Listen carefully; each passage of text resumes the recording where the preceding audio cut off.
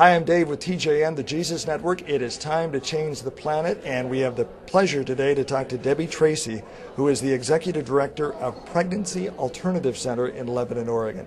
Debbie, glad to have you with us today. Thank you very much. So what is it that you do for young women?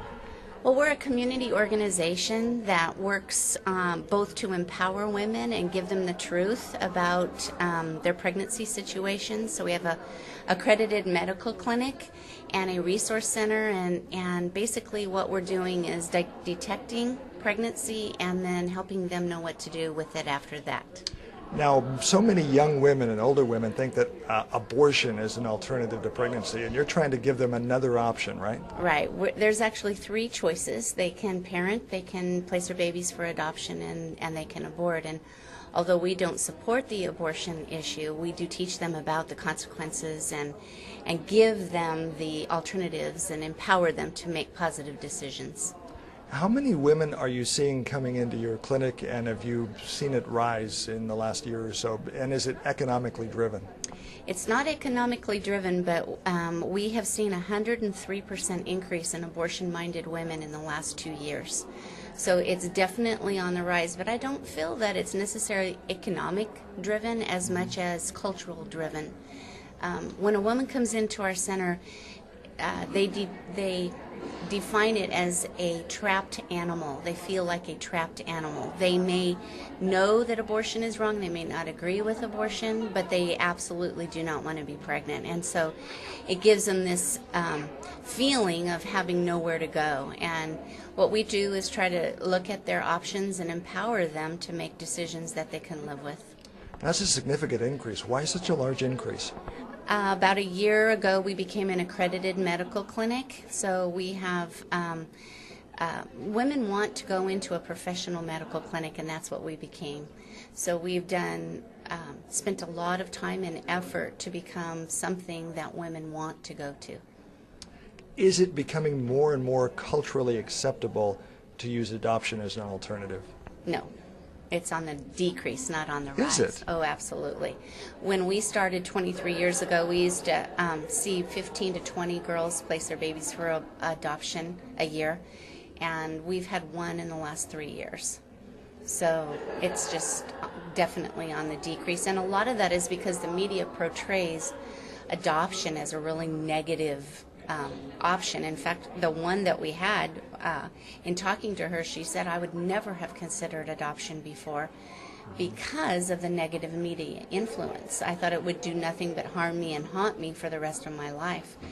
And through the process of working with us, she came to realize that wasn't true.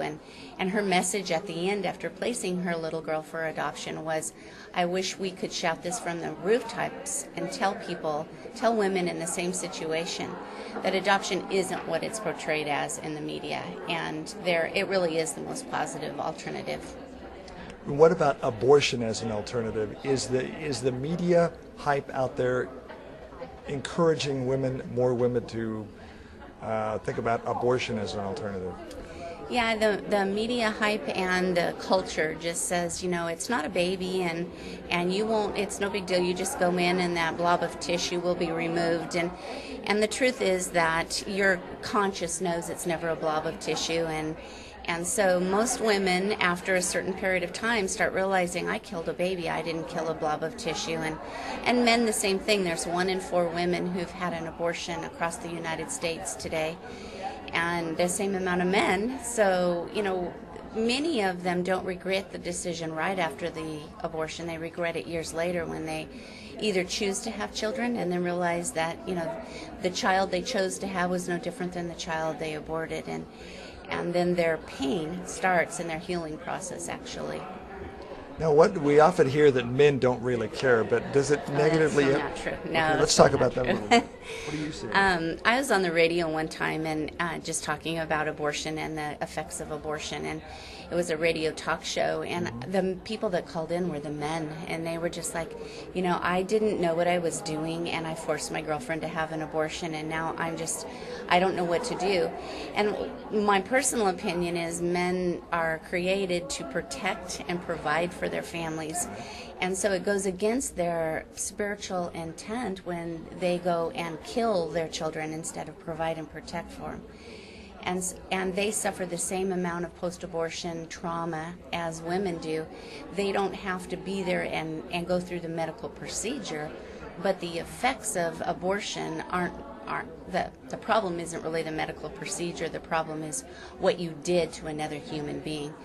My opinion is you cannot commit an act of violence against another human being and not have it affect you emotionally. That's what we saw when the Vietnam War veterans came back. You know, they had to do things in defense of our country that they couldn't live with afterwards. Abortion is very similar to that. Post-abortion syndrome is the same thing. Now, Debbie and I right now are at a preview screening here in Albany of a movie called October Baby, which is a woman who actually was the product of an attempted abortion. She survived, and the story is her journey after learning that that's what happened to her when she was a baby. Are movies like this important to tell the story of what the real impact of abortion is? Absolutely. I was just talking to one of the people from October Baby, and he was talking about a pregnancy center in another state took an abortion-minded woman to see this movie, and she changed her mind, because what it is when you are faced with and given the ability to know the truth and see the truth, and your spirit identifies with that, it empowers you to say, no matter how hard the circumstances are, I can do this.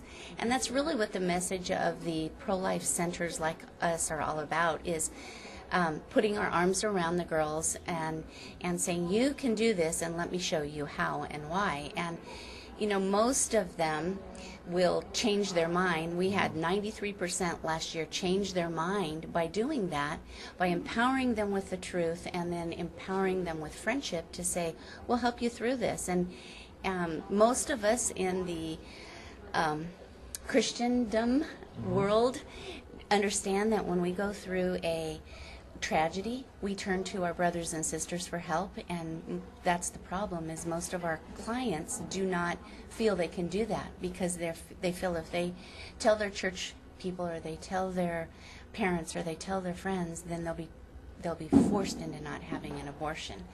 And so they keep this deep, dark secret, and it just gets worse and worse. So our whole thing is to put our arms around them, just like the body of Christ does for each of us, and help them through a period. And some of them still choose abortion. But now, do you offer medical service? Do you offer medical services at Pregnancy Alternatives Center? We do.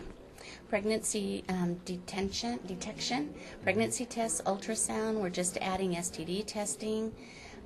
So that's on the medical side of it. On the resource side, we have a maternity home, we teach classes, we have a mentoring club, we give free things away. So we're doing just about everything that we can do to support them through the decision that they make. What about your funding? Now, I see you're a 501c3. A lot of nonprofits that we talked to today are having a difficult time. What about you guys? Oh yeah, it's not an easy time. You know, people gift us after they've tithed and to the church, they gift to us, and those gifts are few and far between and really hard in this day and age. But God is faithful, and we're all surviving, and it's not that we don't need money, but we are not closing down, that's for sure. How far-reaching is Pregnancy Alternative Center? You have an office in Lebanon, but are you nationwide? No, there's about 3,000 centers like ours nationwide. They're not affiliated with us. We're all independent, but pregnancy centers across America.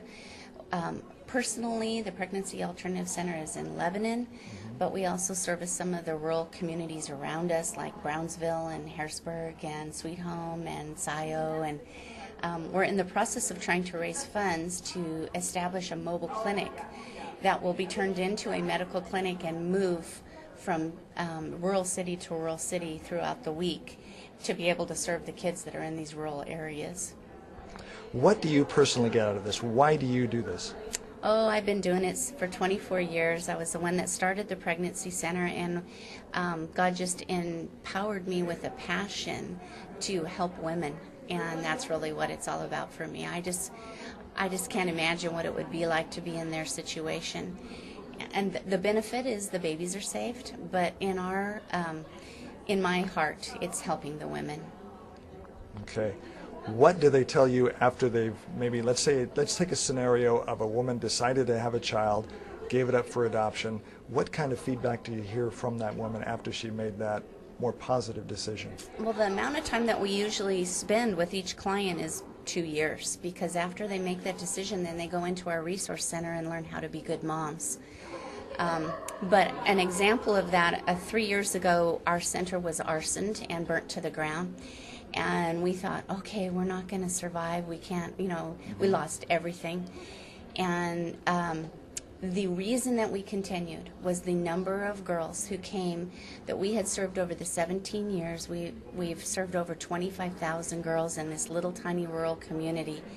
And those girls would bring back their kids that were saved from abortion and say, please don't quit. Without you, my son would not be here, or my daughter would not be here. So over and over they said, please don't quit. We need this service. Debbie, it's very difficult to look at a picture like this and to say, this is a blob of flesh. Yeah. This is a human life. Right. That's absolutely right. And that's what we see. We have an ultrasound machine, and we see these babies from when they're 6 weeks on. And it's so fun sometimes to think see what they look like on the ultrasound machine, and then see what they look like after they're born. And they're unique. They're created in God's image, and they're beautiful. Yes, they are. So, Debbie, if somebody is watching this video and they want to contact you or say, I'm a young lady and I'm in a situation and I don't know what to do, I'm scared, I'm trapped. You used the example of a trapped animal. How can they contact you? They can go to our website, pregnancyalternatives.org, or there's also a website, possiblypregnant.org, or they can give us a call at 541-258-3500. Debbie Tracy, thank you for talking to us today. Thank you. Debbie Tracy is the Executive Director of Pregnancy Alternative Center, and they're based in Lebanon, Oregon. I'm Dave Adams. This is TJN, the Jesus Network, because with the help of people like Debbie and you, it is time to change the planet.